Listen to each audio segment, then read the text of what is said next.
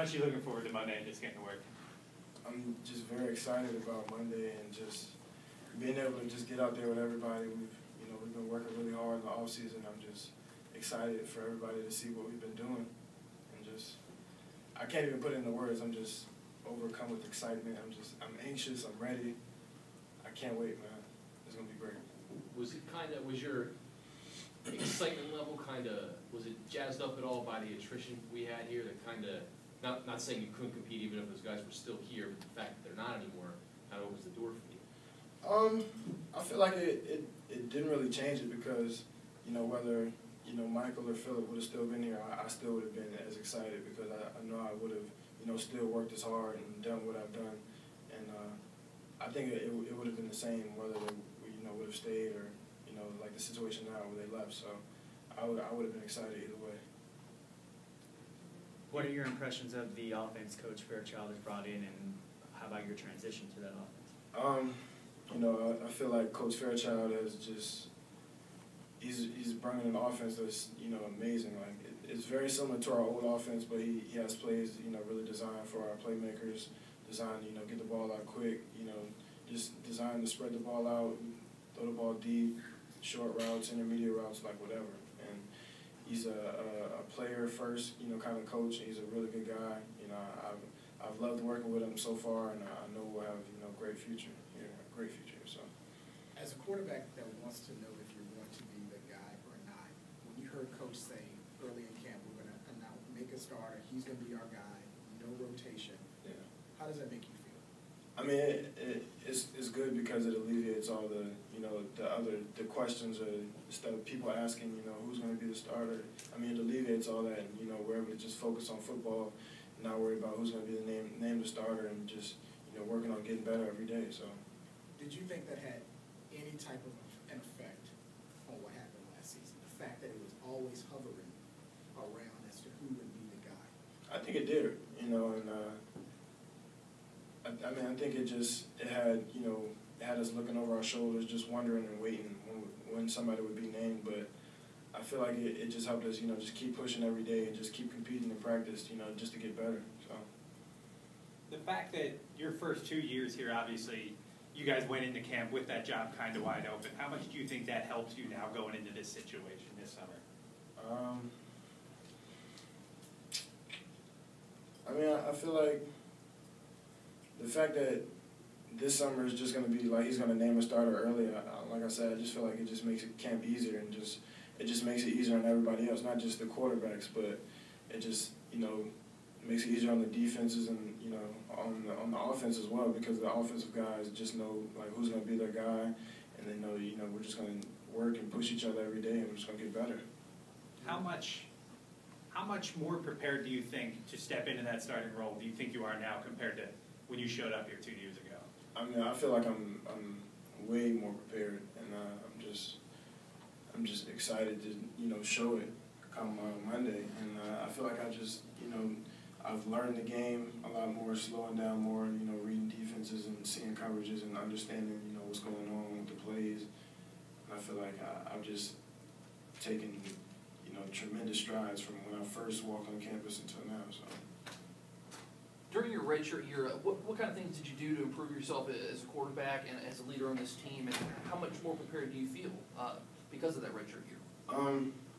During my redshirt year, I really took practice as like my game days, and I would just go out and practice and do everything that I could. Like, I would go all out in practice and just compete, as hard as I could, and I would just use that as preparing myself for like a game. Like, this is what I would do on Saturdays against such and such. But I feel like during that year, I just really took time to just try to better myself and find out like what kept me from playing, or what really separated like Phil and Mike from me. And I try to just watch more film, study my plays more, and just get more into my playbook, just have a better understanding of the game overall. So, if you could describe last year in one word, what would it be and why?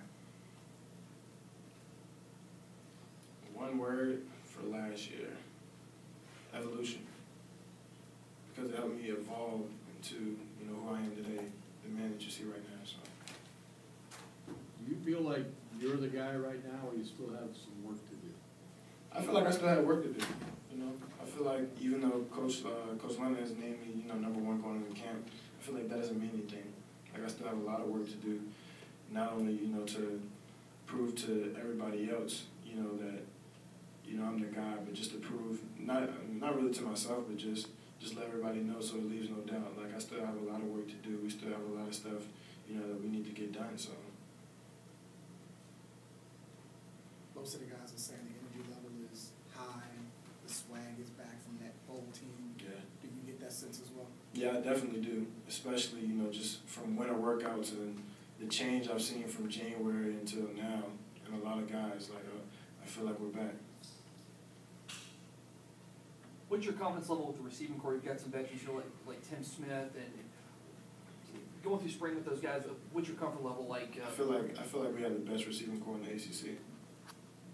I feel like, you know, just having the playmakers that we have here is, you know, I'm just thankful to have those kind of guys, and you know, just to be able to work with those guys day in and day out, and I feel very comfortable with them. You know, I've been working with them since May, since all summer we've been working, you know, just grinding up here, and I'm just very excited, you know, just to be able to have those guys. Is it the depth, the versatility? What do you think makes them Both. premier? Both, really, the depth, the versatility. We have guys that are, you know, home run guys that can take, you know, a screen and, you know, run 70, 80 yards for a touchdown. Like, we have guys that can do it all, so I'm just excited. David, how surprised were you with the results of last season, following that 2011 season that saw the big turnaround and everything going right? You guys, the bounce was going. Yeah.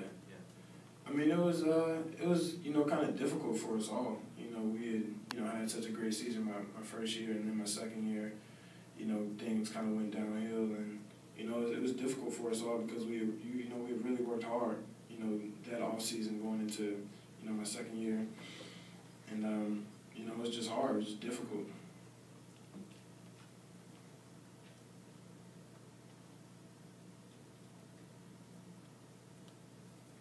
Can you talk about your relationship with Grayson Lambert? You guys are obviously competing for the starting job. He said you guys are friends. What's that dynamic like, competing with, you know, being friends but also competing for the starting quarterback job? I feel like, you know, Grayson's a really good kid. You know, I've clicked with him ever since, you know, he got here because he graduated early like I did. And, you know, we had that in common from the day he stepped on campus. And, you know, we've been good friends ever since that day. And, you know, I have nothing negative to say about Grayson. I love that kid. You know, he's a great guy. He's a great competitor. You know, he's pushed me. He's helped me, you know, he's helped me become, you know, a better quarterback. You know, I love working with him, so. Does it make battling him for the job a little difficult because your close relationship, or does it? He said it makes it a little bit easier. Yeah, I mean, it does make it easier because I feel like the type of players that we are, like we're competitors first and then friends second. So, you know, we know how to, like, when we step on the field, it's straight competition. Like, we're friends, but that's more off the field. So on the field, you know, we know how to compete, and it's like no bad blood, no hatred towards each other. We just both have a common goal, so. You'll have good buddy Morgan Moses playing left tackle. What kind of confidence you had with him protecting your blind side? I told him, if he gets beat, just yell, so I can run. So that's it. But nah, I know Mo will have my blind side, and I know I have, you know, the utmost respect and trust for Mo, and you know, I know he'll protect me. So I have no words. What kind of relationship do you have with him? It looks like on Twitter and like on Vine, you guys seem to have fun with that kind of stuff. What's it like, your relationship with him? I mean, Mo he's like a big brother. Like he's taken me under his wing, you know, since I got here. And, you know, I moved in. I've been living with him this is going on my second year living with Mo. You know, he's a great dude. You know, he's taken care of me since I got here. I mean, I have you know, the utmost respect for the guy. You know, he's a hard worker. You know, he's very humble.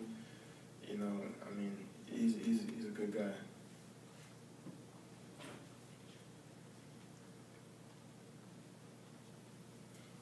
Anything else for David?